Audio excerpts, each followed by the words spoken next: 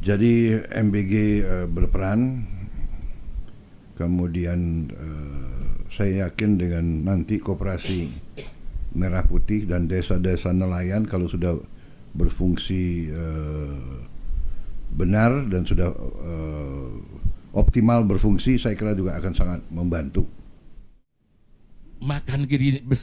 Makanan bergizi gratis Bapak Presiden, ini saya atas nama pemerintah Kabupaten Nagekeo dan masyarakat Kabupaten Nagekeo, kami sangat mendukung program MBG ini.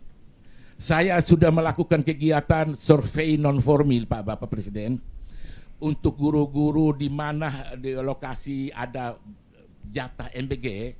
Saya minta mereka survei kehadiran siswa, nyaris 100% Bapak. Siswa yang di mana ada jatah MBG itu nyaris 100% tingkat kehadirannya.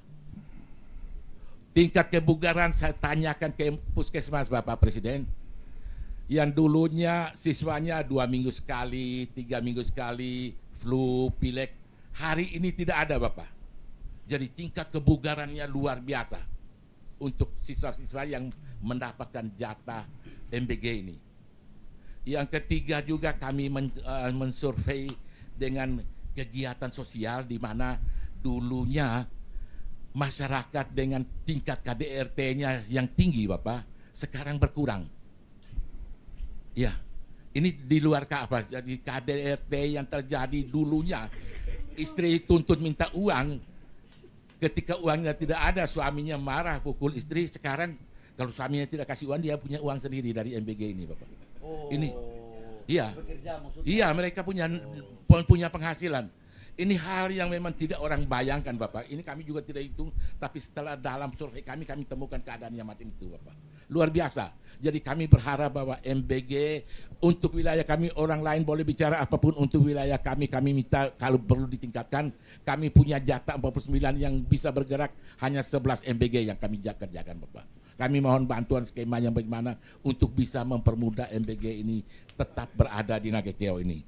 Ini kami berikutnya Bapak, ini dalam kondisi bencana, saya mohon dengan sangat Bapak Presiden perlu ketahui bahwa tahun 2026 kami mengalami pemotongan transfer dari pusat sebesar 148 miliar. Dalam kondisi macam ini untuk Kabupaten Nagekeo, kami mohon pengertian dari Bapak Presiden untuk bisa mengembalikan transfer pusat ini supaya kami bisa mengerjakan hal-hal yang darurat untuk di Kabupaten Nagekeo yang benar-benar kami perlukan untuk di daerah pedalaman Bapak. Karena saya yakin bahwa jangkauan impres tidak mungkin sampai ke wilayah-wilayah yang pembiayaan tidak besar Bapak, hanya 200-300 juta itu sudah bagus untuk mereka untuk membuat jalan kampung, buat daycare. Ini saya yakin tidak bisa dijangkau oleh impres, dan inilah pemerintah daerah harus ambil alih karena mereka punya dana desa juga sudah dipotong banyak. Yang kemudian saya minta Bapak, saya ketika pertama kali menjabat jadi bupati di sini Bapak, kami punya program pembukaan lahan.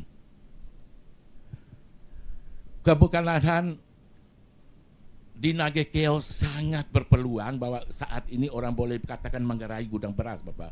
Tapi kalau Nagekeo diarahkan untuk menjadi gudang pangan di Nagekeo, Bapak tidak salah.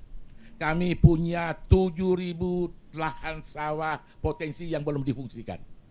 Kami hanya fungsikan baru 4.000. Apa itu? Hektar? Hektar ya. 8.000 lebih yang belum difungsikan, kami baru fungsikan 3-4 ribu. Lalu kemudian lahan kering potensi yang belum difungsikan hampir 70.000 hektar Bapak. Yang kami baru fungsikan baru 4.000 hektar.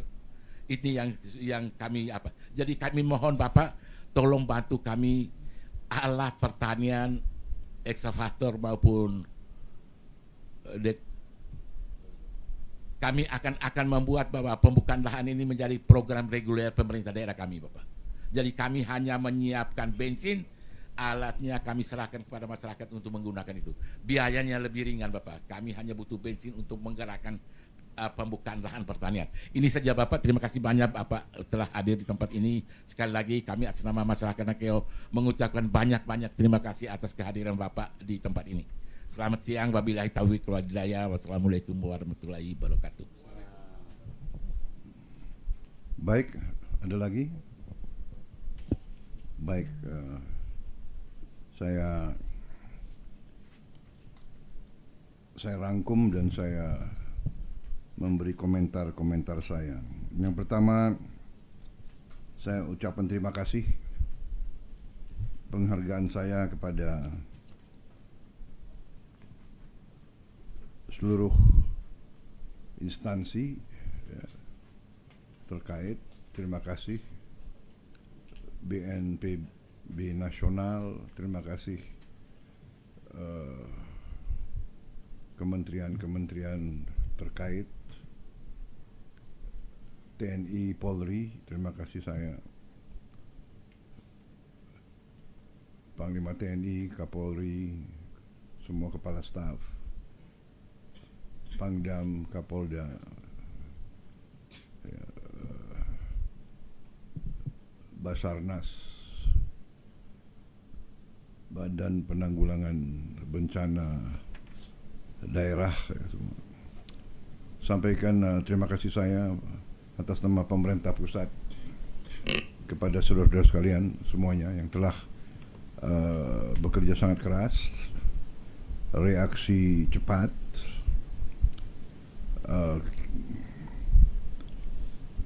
memang sengaja saya di awal-awal saya tidak mau datang karena saya mau beri kesempatan semua instansi untuk melayani rakyat langsung. Kadang-kadang kalau terlalu banyak pejabat pusat datang terpecah konsentrasi. Jadi pejabat daerah harus menjemput dan sebagainya. Itu kadang-kadang ada kecenderungan akhirnya bisa menjadi mengalihkan fokus pertama. Tapi kita terus memonitor dan kita yang paling penting dari pusat adalah mengerahkan pelayanan dan bantuan. Itu yang paling penting ya. Kalau kita datang habis itu hanya lihat bencana tapi tidak bisa mengatasi, tidak bisa kirim bantuan, ya itu akhirnya kurang efektif. Jadi setelah saya dapat laporan saudara-saudara, saya mantau kita sudah berbuat maksimal. Tentunya kita ingin berbuat lebih, ya. Terima kasih tadi laporan dari Gubernur dan Bupati. Saya terima kasih. Ya ini Bupati pemimpin yang paling dekat sama rakyat. Jadi Anda yang merasakan mungkin manfaat juga dari MBG, ya. Kalau saya punya keyakinan hanya beberapa elit politik ya dengan kepentingan politik tidak memahami, tapi pada ujungnya mereka akan memahami. Kalau untuk orang yang mampu, satu porsi makanan itu tidak ada artinya. Tapi untuk mereka yang dalam keadaan susah dan susahnya juga berhari-hari, banyak yang cerita kepada saya, mereka yang sebetulnya sudah jadi orang, mereka ingat waktu saya kecil Pak, saya berangkat sekolah lapar, saya pulang sekolah lapar. Syukur dia sudah lolos, tapi sekarang yang kita mikir adalah ibu-ibu dan anak-anak. Jadi MBG berperan, kemudian saya yakin dengan nanti Koperasi Merah Putih dan desa-desa nelayan kalau sudah berfungsi benar dan sudah optimal berfungsi, saya kira juga akan sangat membantu.